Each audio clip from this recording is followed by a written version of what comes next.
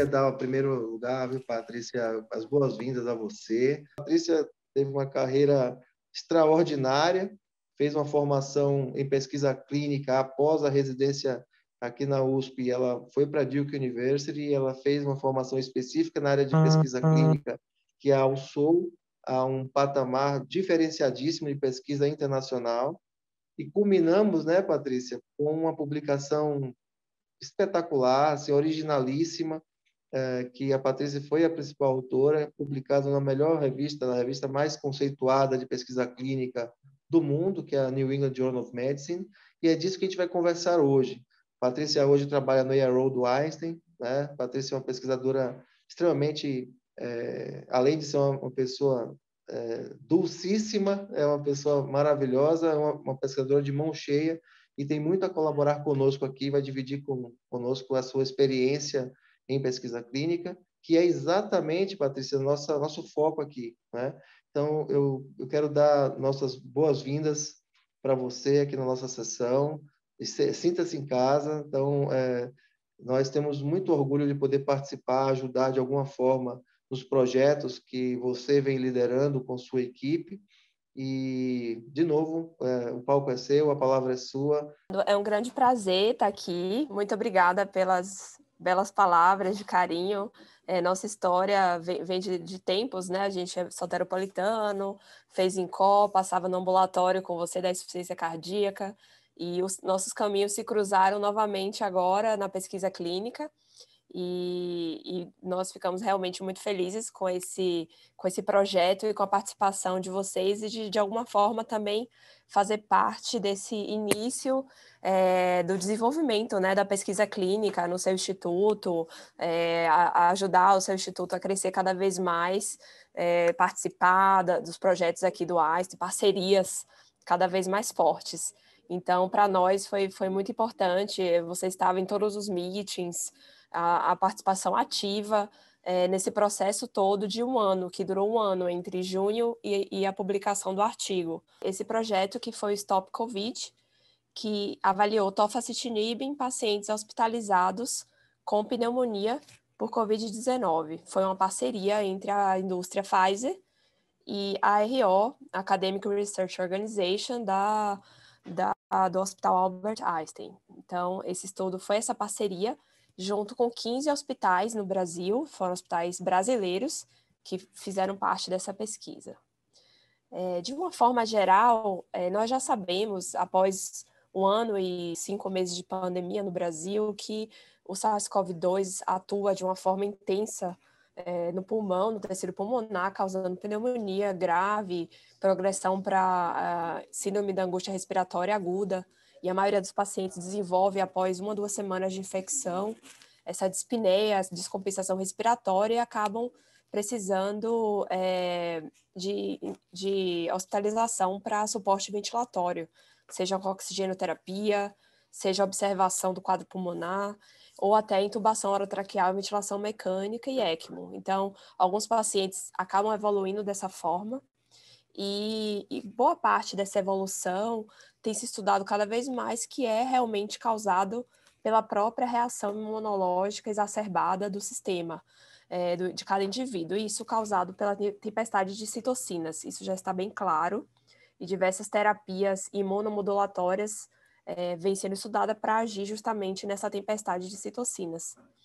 E o tofacitinib é uma medicação que não era muito conhecida por nós da área de cardiologia, é uma medicação já aprovada pela Anvisa, FDA e EMA desde 2015 no FDA, usado muito pelos reumatologistas.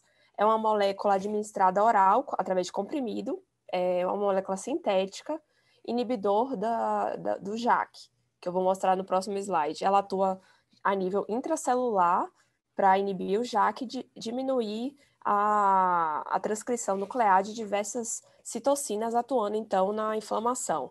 Dessa forma, o tofacitinib já tem sido estudado a longo prazo em doentes com artrite reumatoide, artrite psoriática e colite ulcerativa. Então, é uma medicação que já é comercializada e se nós pegarmos a bula da medicação para olhar, ela é liberada para essas 3 doenças, essas 3 condições. É uma medicação de uso crônico, então tem indivíduos que usam por 3 meses, 6, 1 ano, 3, 4 anos. Então, é uma medicação que já é liberada para uso para essas condições específicas. Como eu falei, então, o tofacitinib, ele age de forma intracelular. Nós vemos aqui uma membrana de uma célula do aparelho gastrointestinal, e no intracelular tem as JAKs, são enzimas intracelulares por dentro da membrana, JAK 1, 2 e 3, e o tofacitinib inibe essas JAKs, dessa forma inibindo a via de sinalização intracelular JAK-STAT, que iria fazer a transcrição de novas moléculas de citocinas e propagar a tempestade de citocinas. Então, dessa forma, o tofacitinib, ele não só inibe uma citocina, ele é anti-inflamatório, mas é um efeito mais global, ele inibe várias citocinas e dessa forma reduz a inflamação. O Stop Covid foi desenhado para ser um estudo multicêntrico, randomizado, duplo cego, controlado por placebo. 15 hospitais no Brasil foram incluídos e o objetivo desse estudo foi avaliar a eficácia do tofacitinib em relação ao placebo, em reduzir a progressão do paciente para morte ou insuficiência respiratória até o dia 28, em pacientes hospitalizados com COVID-19, acometimento pulmonar e recebendo terapia padrão. Esse desfecho ele foi avaliado através de uma escala ordinal que eu vou mostrar a seguir. Então, foi um estudo desenhado para ser de forma padrão ouro, multicêntrico, randomizado, duplo cego, controlado por placebo. Os pacientes eram homens ou mulheres após 18 anos, então adultos, que tinham que ter confirmação de COVID-19 por PCR antes de serem randomizados, então não é um estudo de doentes suspeitos, era doentes confirmados com COVID-19 e pneumonia também confirmada. Então, através do raio-x de tórax ou tomografia. Então, esses pacientes tinham que ter pneumonia, não apenas a infecção viral, realmente o acometimento visível pulmonar, não importava se era 15%, 10%, 50%. Algum acometimento pulmonar, PCR positivo, e uma hospitalização até de 3 dias para ele ser incluído. E por que a gente escolheu esses 3 dias? Foi uma questão empírica, mas para justamente tratar o paciente no início da sua hospitalização, no início da sua piora clínica, antes dele progredir para uma piora respiratória importante. Então, o máximo de oxigenoterapia permitida para esse estudo foi dispositivos de alto fluxo, então máscara, reservatório, máscara não reinalante, catéter nasal de alto fluxo, ventilação não invasiva, se fosse caso de fisioterapia, assim, 2, 3 vezes ao dia, mas o uso de ventilação não invasiva já como ponte para intubação, a própria intubação e uso de ventilação mecânica ou ECMO eram critérios de exclusão. O objetivo aqui era tratar o paciente antes que ele piorasse, não o paciente com já uma síndrome de angústia respiratória instalada. Então, aqui nós tivemos o objetivo de tratar o doente numa fase inicial de piora. Então, esse era o principal critério de exclusão, essa questão respiratória. E outros critérios de exclusão baseado na bula da medicação, na experiência com artrite reumatoide e doenças reumatológicas, então o uso de apresentar alguma história de trombose atual ou prévia, doenças familiares ou pessoais, histórico de doenças de coagulação, pacientes imunocomprometidos ou com imunodeficiência, ou usando algum imunossupressor potente, como ciclosporina, azathioprina. Então, aqui entrava pacientes com história de transplante, pacientes com própria colite ulcerativa ou outras doenças imunomodulatórias já em uso de imunossupressores, e até, por exemplo, o uso de tocilizumab e outros agentes imunossupressores não eram permitidos aqui junto com o tofacitinib. Doenças malignas ou linfoproliferativas com tratamento ativo, então histórico de tumor muitos anos atrás tratado não era contraindicação, era apenas uma doença ativa. Essa medicação tem um metabolismo hepático, então há um certo cuidado em relação a pacientes, a essa parte hepática dos pacientes. Então, insuficiência hepática como Child-Pugh C era excluído, anemia importante, linfopenia de menos 500 células, neutropenia menos que 1.000 células. Nós sabemos que a COVID causa uma linfocitopenia, então isso também acabou sendo uma exclusão de alguns pacientes nesse estudo. E alergia à tofacitinib, que foi raro, e participação em outros estudos clínicos. Então, esses foram os principais critérios de exclusão desse estudo. O desfecho primário foi morte ou insuficiência respiratória até o dia 28. Isso foi mensurado através da escala ordinal de 8 pontos, que tem sido muito utilizado em COVID-19 nos estudos clínicos, e morte ou insuficiência respiratória correspondiam aos números 6, 7 ou 8. Então, o número 8 é morte, 7 é ventilação mecânica ou ECMO, e 6, ventilação não invasiva ou dispositivo de alto fluxo. A escala ordinal 1 e 2 é a melhor escala, o paciente não hospitalizado, já em casa, e a 3, 4 e 5 são intermediárias, com uso de dispositivos de baixo fluxo, ou internado sem oxigênio, ou com oxigênio de baixo fluxo, ou alto fluxo, nesse estudo, né? E esses pacientes que eram hospitalizados já com dispositivos de alto fluxo, eles contabilizavam para atingir o desfecho primário caso eles apresentassem uma piora para a ventilação mecânica. Então, se eles atingissem a escala 7 ou 8. Esse foi o desfecho primário do estudo. Portanto, os pacientes eram randomizados de forma duplo cega para receberem tofacitinib ou placebo por 14 dias ou até a alta hospitalar. Então, o paciente que ficasse hospitalizado por 5 dias, 6 dias, ele só receberia o tofacitinib naquele período da hospitalização. Uma vez indo para casa, ele não receberia mais a medicação. E esses pacientes, eles eram tratados com o padrão de tratamento de cada instituição. Então, poderiam receber corticoides, antibióticos, anticoagulantes, antivirais, conforme o tratamento padrão da instituição. Os pacientes foram seguidos até o dia 28. Caso o paciente tivesse tido uma alta hospitalar antes do dia 14, ou até entre o dia 14 e o 28, ele era seguido via follow-up telefônico nesses 2 pontos. Existiam alguns critérios de ajuste de dose para o uso do tofacitinib. A dose era 10 miligramas 2 vezes ao dia, mas era reduzida para 5 2 vezes ao dia em casos de pacientes com insuficiência renal, com filtração de glomerular menor que 50, insuficiência hepática moderada ou uso concomitante de algum inibidor potente de citocromo, como fluconazol ou claritromicina, também eram critérios de ajuste dessa dose. Existiam também critérios de descontinuar definitivamente a medicação. Então, se o paciente estivesse em tratamento e apresentasse uma leucopenia importante, linfócito menor que 250, neutrófilos menor que 500, ou TGO e TGP maior que 5 vezes o limite da normalidade, ou até uma trombose, seja tromboembolismo pulmonar, arterial ou TVP, ou uma infecção séria que o médico considerasse que era um risco para o paciente continuar naquele tratamento imunossupressor.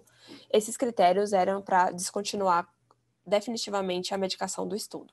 Nós tivemos a inclusão de 15 hospitais no Brasil, foi um estudo totalmente brasileiro. Tivemos representantes do Nordeste, Brasília, bastante hospitais em São Paulo e no Sul, e também no Espírito Santo. E tivemos o Dr. Germano como um dos nossos centros. Foram 15 hospitais no Brasil. Nós recrutamos 289 participantes e tivemos essa distribuição do recrutamento. O Dr. Germano acabou entrando mais para o final do estudo, então não teve tanta oportunidade de recrutar pacientes, mas assim que ele foi ativado, ele já iniciou o recrutamento.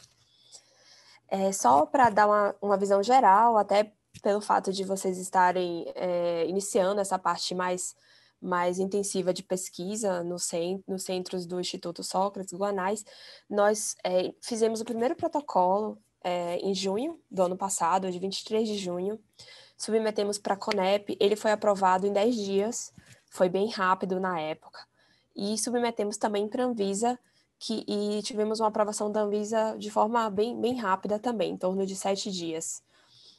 Foi um processo bem acelerado, que foi bastante trabalhado aqui pela equipe da RO do Einstein.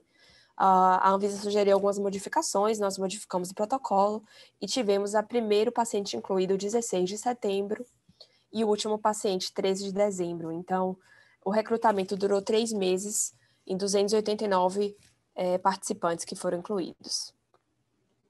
Então, falando um pouco dos resultados desse estudo, 289 pacientes foram randomizados para 2 grupos de tratamento, tofacitinib ou placebo, 144 para o tofa, 145 para o placebo. Nenhum paciente teve perda de segmento, o que foi super importante para o nosso estudo, para a nossa publicação. Os centros fizeram um trabalho brilhante em ir atrás do paciente, ligar, saber do seu status com 28 dias, não deixar nenhum paciente desistir de ser seguido no estudo. Então, isso foi extremamente importante para o nosso estudo. E todos os pacientes foram avaliados para análise de eficácia e para análise de segurança. Foram 142 em cada grupo, porque 5 pacientes nunca tomaram a medicação. 3 desistiram e 2 tiveram critérios de exclusão identificados após a randomização. Então, esses 5 pacientes foram excluídos da análise de segurança, porque eles nunca receberam a medicação do estudo. Nós podemos observar as características baseline dos pacientes, a idade média entre 56 anos, 35% de mulheres, a maioria homens, raça branca, a maioria. Esses pacientes tinham iniciado sintomas há cerca de 10 dias antes da randomização e tiveram o diagnóstico de COVID pelo PCR cerca de 5 dias antes de serem randomizados. O índice de massa corpórea em mediana de 29, metade deles tinha hipertensão, 23% diabetes e 30% eram tabagistas atuais ou prévios. Nós observamos que nesse estudo, a maioria dos pacientes entrou no estudo utilizando oxigenoterapia por catéter de baixo fluxo ou máscara de baixo fluxo. Então, essa foi a maior parte da nossa população, 63% dos casos. Tivemos uma pequena parcela, 13%, que entrou utilizando dispositivos de alto fluxo, máscaras ou catéteres, e 24%, que foi um quarto da população, foi incluída sem utilizar oxigênio. Eles estavam no hospital em observação, com pneumonia por Covid na tomo e no raio-x de tórax, mas não precisaram de oxigênio naquele momento que eles estavam sendo incluídos. Então, essa foi a nossa divisão em termos de oxigenoterapia desses pacientes incluídos. 20% estavam em UTI, quando foram incluídos, e a grande maioria foi tratado com corticoides. O nosso estudo aconteceu depois da publicação do Recovery, então já era prática utilizar corticoides nesses pacientes internados, especialmente aqueles com oxigenoterapia, então 80% dos pacientes estavam em uso de corticoides quando foram randomizados.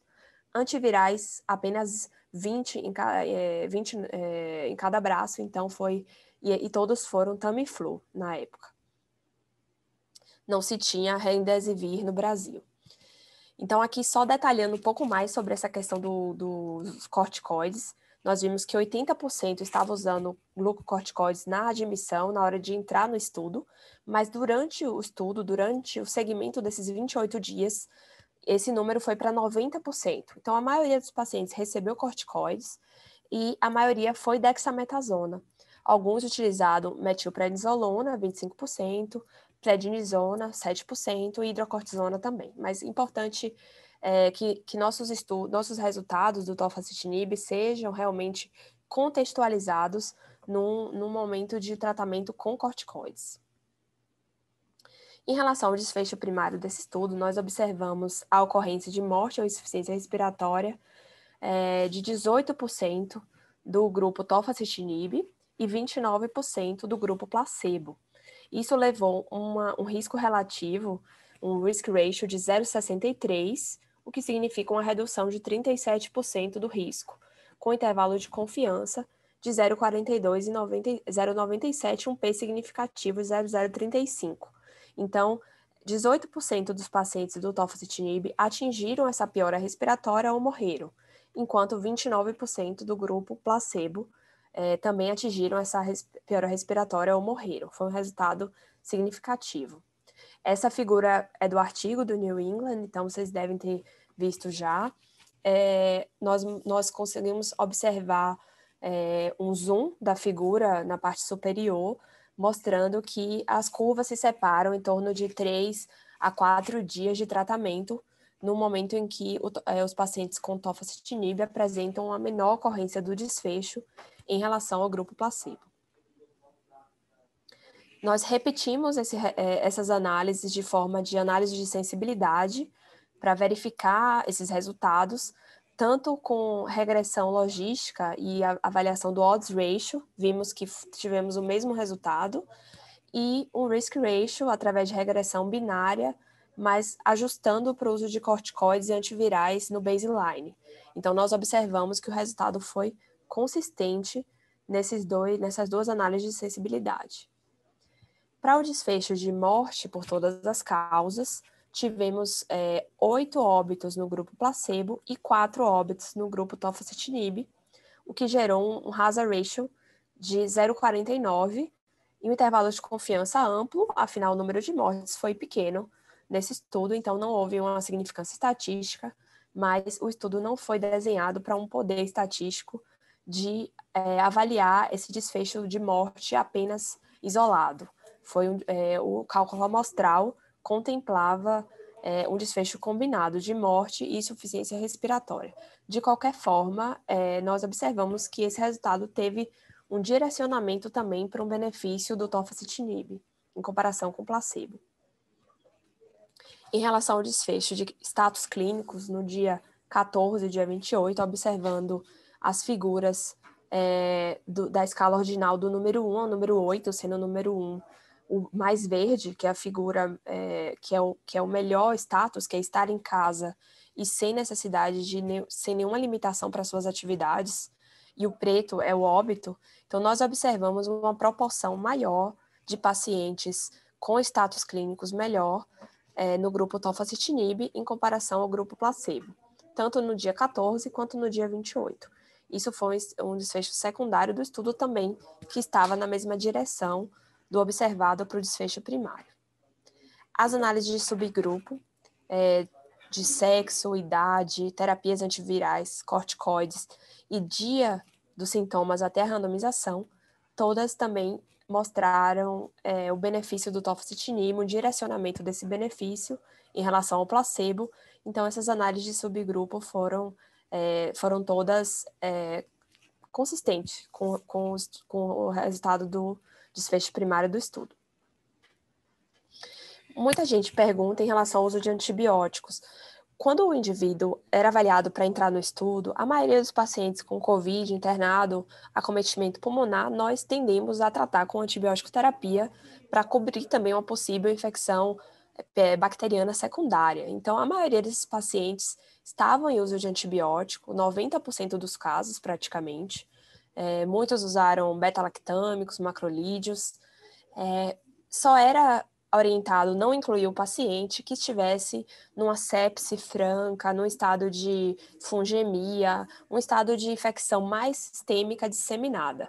Pacientes com infecção mais localizada e que o investigador considerasse que não haveria tanto risco em imunossuprimir aquele paciente, poderiam ser incluídos. Então, nós vemos aqui que a maioria dos pacientes recebeu, de fato, antibióticos durante o trial. Em relação à segurança do estudo, eventos adversos foram observados em 26% do grupo tofacitinib e 22% do grupo placebo, e eventos adversos sérios em 14% do tofacitinib, 12% do placebo, e levando à descontinuação da medicação em 11% do tofa e 3,5% do grupo placebo. Quando nós observamos os eventos adversos sérios, nós vemos que o número de eventos foi relativamente baixo, muitos eventos ocorreram apenas em um paciente, e os eventos mais comuns, até em relação à descontinuação da medicação, foram elevação de transaminases. Nós tivemos 6 no grupo tofacitinib, 4 no grupo placebo, então nós também observamos essas elevações em pacientes do placebo, já que nós sabemos que a COVID-19 também causa uma elevação de transaminases. Tivemos uma piora renal em 3 pacientes do tofacitinib, com ajuste medicamentoso da dose, e infecções foram semelhantes entre os grupos, 6 pacientes em cada grupo.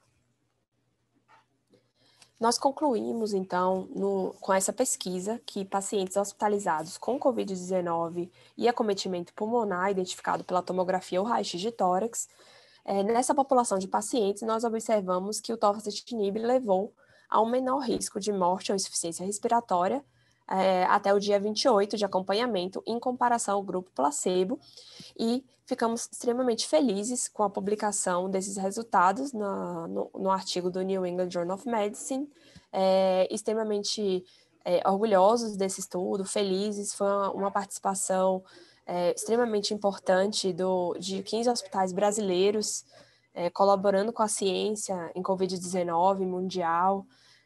E eu termino aqui agradecendo todos os hospitais que participaram, as equipes. Foi um ano de trabalho intenso, e também faço uma pequena homenagem final à equipe da RO do Einstein, que realmente foram grandes peças de um quebra-cabeça que, sem qualquer um membro dessa equipe, o estudo não teria funcionado. Foram monitores farmacêuticos, médicos, equipe de regulatório, de monitoria de dados. Foi um estudo extremamente trabalhoso para todos, mas foi um trabalho em equipe sensacional, e acrescento ainda aqui a equipe dos centros, que realmente fez um trabalho brilhante, representado aqui hoje pelo Dr. Germano. Muito obrigada, e fico aqui para tirar qualquer dúvidas e discussão sobre essa nossa pesquisa e comentar dúvidas sobre o tofacitinib também. Olha, excelente, assim, a apresentação que é extremamente objetiva e com os dados muito claros, né? Muito transparente. Realmente foi um trabalho memorável por vários motivos, né? Nós estamos passando por esse período que a gente ainda está sofrendo muito com isso, mas parece que o pior realmente já está passando e estamos conseguindo virar essa página aos poucos, né? Com todos os cuidados. Mas essa colaboração é muito interessante ver o que aconteceu aqui no Brasil, no nosso meio, né, Patrícia? Porque nessa pandemia nós tivemos esse lado bom, né? Nós conseguimos nos unir finalmente, né? Muitas vezes a gente falava em fazer algumas colaborações, mas sempre foi algo muito pontual. Mas a Covid nos uniu nesse sentido, né? Nós conseguimos colaborar de maneira muito eficaz, sob a forma aí de muitos cérebros que estavam aí espalhados, cada um fazendo o seu trabalho também duro, mas descoordenado de certa forma. Então, a gente, inicialmente com a questão da coalizão Covid, que foi uma iniciativa muito legal do Otávio, do Renato, do Álvaro e outros colegas também, o Luciano, aquilo ali foi uma ideia que frutificou principalmente por causa da característica desses líderes, né? Uma coisa que faltava muito no Brasil era um pouco mais de uma liderança humilde, né? E que quisesse fazer aquilo pelas razões corretas. Isso eu posso aqui ser até um desabafo, né? Eu conheço aquela história de que individualmente, aqui no Brasil a gente conhece gente que poderia ir até a Lua, mas coletivamente a gente não iria até a esquina. Eu já escutei isso muito, né? No nosso meio acadêmico, a gente não conseguia conversar um com o outro, e realmente eles quebraram esse paradigma. E então um dos pontos que a coalizão trouxe foi esses resultados espetaculares, publicações de muito peso em revistas renomadas, com robustez científica suficiente para nos colocarmos colocar o Brasil realmente no radar da produção científica e pesquisa clínica, como sempre mereceu, mas agora reconhecidamente. E é esse estudo, mais especificamente, que não é da coalizão, é um estudo específico da ARO do Einstein, que é uma outra, vai nessa esteira, porque foi um estudo realizado, idealizado por uma indústria farmacêutica, então a Pfizer, nesse caso, internacional, que poderia ter utilizado qualquer país para ser sede desse estudo, e optou por fazer no Brasil, exclusivamente no Brasil, confiou no profissionalismo do EARO do Einstein, porque foi o centro que realmente mostrou a sua já tinha mostrado, né, já há muito tempo, é um centro de excelência, mas é inédito isso. Então, essa inédita, não só é inédita o conceito do tratamento, né, do tofacitinib na COVID, mas é inédito esse profissionalismo ser reconhecido nesse nível por uma indústria. E assim, normalmente nós tínhamos acesso à participação como mais um país dentro de um sem número de países. Mas esse é um estudo estratégico para essa indústria. Eles escolheram fazer com o ARO do Einstein, que executou de maneira sumária. Eu imagino que nas reuniões aí de board deve ter sido assim, sorrisos de orelha a orelha, porque não só o planejamento, mas a execução que foi extremamente rápida, extremamente veloz e profissional, com dados extremamente confiáveis, consistentes. Então, eu só penso que isso vai se tornar uma rotina, como já está se tornando, né, Patrícia? Depois, ao final, você pode comentar o que mais está por vir, né? Falando de outros projetos que já estão aí não para mais, é um Fordismo aí. Então, assim, primeiro realmente é parabenizar você pela liderança, parabenizar o Otávio, que também foi um líder fantástico nesse projeto. Então, vocês como primeiro autor e autor sênior mais que merecido nesse projeto. Para nós foi uma honra colaborar, mesmo que de forma bastante pontual, eu com poucos pacientes, mas colaborar, aprender com vocês, né? Como se faz pesquisa de primeira linha. Esse é o ponto. Nosso objetivo aqui, realmente, ao fazer a tentar reestruturar e melhorar nossa comissão, nosso centro de ensino e pesquisa, é justamente a gente trocar a roda com o carro andando, né, Patrícia? Então, só fica aqui esse desabafo aí, no sentido bom da palavra, de ter um orgulho muito grande de ver o nosso país alçado a um patamar de extrema relevância na pesquisa clínica. Bom, em primeiro lugar, eu queria fazer um comentário, Patrícia, em relação primeiro, que a efetividade, a eficácia foi documentada através de um desfecho primário, que é essa escala ordinal do NIH, que nós começamos a ter mais contato com ela justamente na COVID. O NIH passou a adotar e muitos projetos de pesquisa adotaram essa escala ordinal do NIH como o desfecho primário. Eu queria que você comentasse um pouquinho mais sobre essa escala, para que a gente entenda, para que as pessoas entendam melhor a eficácia, como ela está sendo mensurada, uma vez que a gente costumava utilizar medidas mais centrais, né? Por exemplo, o desfecho morte, morreu ou não morreu? Um desfecho dicotômico, é fácil você mensurar o percentual, a incidência de mortalidade num grupo e no outro, e fazer as análises de medida central, risco relativo, risco absoluto, redução de risco absoluto, NNT, etc. Queria que você comentasse isso, e aí, desse gancho, comentasse também o porquê de você pegar e escolher 1, 2 e 3, por exemplo, se isso foi pré-estabelecido ou se isso já foi uma análise feita a posteriori, depois dos resultados já colhidos. Isso é importante na hora de fazer uma análise crítica dos artigos. Claro. Obrigada, Germano, novamente pelas palavras e pela participação no estudo. E eu também destaco, igualmente a você falou, a liderança, né, do Dr. Otávio, de ter colocado essa pesquisa de uma forma que realmente a indústria pôde confiar no nosso trabalho. A ideia é que eles iam desenvolver a pesquisa no Brasil, tinham escolhido a RO do Einstein para liderar, poderiam ter escolhido uma CRO também, nem precisaria ser acadêmica, né?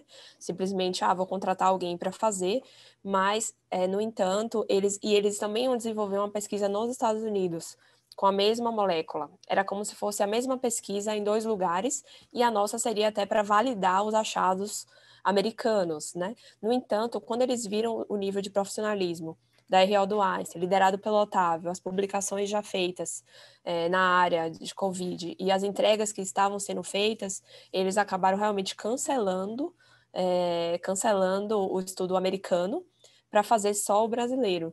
Isso também foi feito devido a eles terem visto o profissionalismo dos centros, a dedicação, a busca de pacientes, a busca de soluções para barreiras no recrutamento que nós encontramos. Eu lembro que a gente conversou no início, você não tem um PCR em 3 dias, então vamos providenciar, vamos fazer um acordo com o laboratório para conseguir fazer isso de forma mais rápida. Então, todas as informações que nós conversávamos por WhatsApp, por calls com os centros, eram passadas semanalmente para a Pfizer. Então, eles viam que os centros estavam comprometidos, eles até entraram em uma das nossas meetings, em inglês mesmo, sem entender português, mas tentando captar alguma coisa ali, e eles realmente ficaram confiantes nesse trabalho e tivemos esse resultado tão feliz. Então, faço das suas palavras as minhas também em relação a isso. E o desfecho é extremamente importante, ele tem que ser estabelecido antes do estudo começar, ele vai para a Anvisa, ele sofre avaliação da Anvisa, da CONEP, sofre comentários dos estatísticos da Anvisa, então o desfecho ele é escolhido antes do trial começar. Nós tínhamos a ideia, junto com a Pfizer, de fazer um tratamento a pacientes que estavam no início da sua hospitalização, no início da sua piora clínica, e por isso procuraram um hospital. Então, não era um estudo de doentes extremamente graves, e por isso nós já sabíamos de antemão, com base na literatura, que a morte não seria um desfecho comum nessa população de pacientes. A maioria desses pacientes sairia do hospital com vida. Então, no estudo desse perfil de pacientes menos graves, que a gente tem chamado de moderado, usar um desfecho só de morte teria que ter um N muito grande, porque realmente, para ter um poder estatístico, para ter uma diferença em mortalidade. Então, morte ou piora respiratória nos pareceu um desfecho de importância clínica, porque o seu doente que interna sem oxigênio, ele piorar, ir para catéter, depois ir para máscara, talvez precisar de uma VNI, precisar ser entubado, gera maior custo hospitalar, gera tempo de internação, pode desenvolver piora secundária com infecção hospitalar. Então, piorar clinicamente da parte respiratória nos pareceu realmente um desfecho de relevância clínica, médica, e por isso nós agrupamos essa escala ordinal. Ele tem que ter todo um cuidado em relação à escala ordinal. Tem várias, porque são 8 pontos, né, de piora. A maioria dos estudos em COVID tem utilizado a escala, e tudo depende da maneira como você olha para a escala. Então, 1 é a melhor escala, está em casa bem, e 8 é a morte. E aí vai piorando a parte respiratória. Como você falou, se a gente olhar para a morte como desfecho dicotômico, sim ou não, o paciente apresentou ou não apresentou a morte, nós fizemos a mesma coisa com esse desfecho combinado. Então, seja a morte ou a piora respiratória, que seria o número 6 ou 7, nós olhamos para os pacientes como um todo e vimos quem apresentou isso ao menos uma vez, sim ou não. Então, esse paciente, ele piorou a parte respiratória, ele foi entubado, ele morreu. Então, cada paciente, ele contou uma vez, se ele apresentou ou se ele não apresentou. E aí nós tivemos realmente uma comparação de risco relativo simples, que era ter apresentado ou não, era uma incidência cumulativa nesses 28 dias. E nós comparamos essas dois percentuais desse grupo. Isso, nós estamos desenvolvendo outros estudos, né, em COVID, que você até vai participar com seus centros. Se a gente inclui, a gente tem pensado muito sobre essa escala ordinal. Se a gente inclui um paciente com um estado moderado de nível respiratório, nós podemos olhar para essa piora, né? Já quando a gente inclui um paciente grave, entubado, nós podemos fazer o contrário, e muitos estudos têm olhado para a escala ordinal da forma reversa. Então, vamos olhar aqueles pacientes que recuperaram, estão em casa, então escala 1, 2 ou até 3, que é aquele que está para ter alta, não precisa de oxigênio. E aí a gente pode olhar esse desfecho como binário também, atingiu ou não o desfecho, ou como tempo para o evento. Então, o tempo até ele atingir a melhora, o tempo até ele ter alta. Então, são várias maneiras de olhar essa escala ordinal, e atualmente os estudos eles têm olhado para diversas maneiras, até como desfechos secundários, mas realmente a gente precisa escolher um para ser o primário, e isso acaba gerando bastante discussão no comitê executivo com o patrocinador, porque é aí que vai ser realmente o desfecho mais importante do estudo, né? Mas a escala ordinal ela vem sendo bem utilizada em COVID, diversas formas de análise, e muitas vezes a gente tem colocado isso aplicado para os novos estudos na hora de desenhar, fazer essas outras análises de forma como desfecho secundário, para que a gente possa olhar tanto para a piora quanto para a melhora e avaliar os efeitos das novas medicações. Muito bem. Já esperava por essa sua resposta, que é exatamente como nós pensamos. Uma outra coisa importante em relação agora, assumindo a eficácia, né, e a efetividade potencial, adotando. Primeiro, você tem informações sobre a efetividade do tofacitinib após a publicação, se outros países e, eventualmente, o Brasil já vem adotando progressivamente a medicação, em um contexto público e ou privado, e nesse mesmo ponto, se está programada a análise de custo-efetividade em nível nacional para uma eventual justificativa para a adoção mais ampla da medicação e acesso ao SUS, uma vez que é uma medicação já conhecidamente de alto custo, né, que já era adotada e aprovada, como você falou, para outras finalidades, mas agora, com essa publicação, sem dúvida, é um impulso para uma expansão da utilização, principalmente a Covid, que, embora esteja arrefecida, ainda existem muitos casos acontecendo no Brasil, e isso vai longe. Nós provavelmente vamos incorporar mais essa doença no nosso portfólio, essa é a maior probabilidade, né? E vai ser uma doença, tudo indica, de alto custo, uma doença de alto custo de tratamento, né? Então, os casos que vierem precisam ser tratados. Como é que você me responde em relação à efetividade e à custo-efetividade disso? Perfeito. É importante a gente pensar e ressaltar que o tratamento do estudo foi feito durante a hospitalização. Como eu falei, nós tratamos pacientes que não estavam entubados inicialmente, né? Não estavam tão graves, apenas 10% iniciou o estudo na UTI. Então, nós tivemos uma mediana de tempo de hospitalização de 6 dias. Então, os pacientes eles receberam a medicação por uma mediana de tempo de 6 dias. Muitas vezes, eu observo que tem saído na mídia sobre o custo da medicação. Deve-se sempre lembrar que aquele custo pode ser que seja por 30 dias, né? Seja a caixa da medicação. Nós temos ouvido, Germano, colegas que mandam mensagens, que têm usado off-label, que têm tido bom resultado. Ainda está tudo ainda muito pontual, né? Nós temos ouvido essas experiências. A Pfizer ela tem tido conversas com a agência regulatória da Anvisa e fora do Brasil. Essa parte nós, como a RO do Einstein, fornecemos os dados. Eles são tão proprietários quanto nós, né, do estudo. Então, nós fornecemos todo o suporte estatístico, os dados. Eles refizeram todas as análises estatísticas que nós fizemos aqui para validar. Então, existe essa comunicação que vai ser feita entre eles e a Anvisa e a FDA, etc., que já está em andamento, para uma possível aprovação, um possível pedido de aprovação para uso. Essa parte ainda vai depender muito mais da indústria do que de nós. Nós fizemos a parte mais científica, então não temos assim essa informação ainda. Estamos tão espectadores quanto todos, né? Dessa mais já atuando nessa parte dos dados. E nós temos a expectativa de que, eventualmente, seria extremamente interessante fazer um registro do uso no Brasil, caso as pessoas comecem a usar mesmo, fazer uma pesquisa observacional, né, isso está no nosso radar, de ver quanto tempo de hospitalização.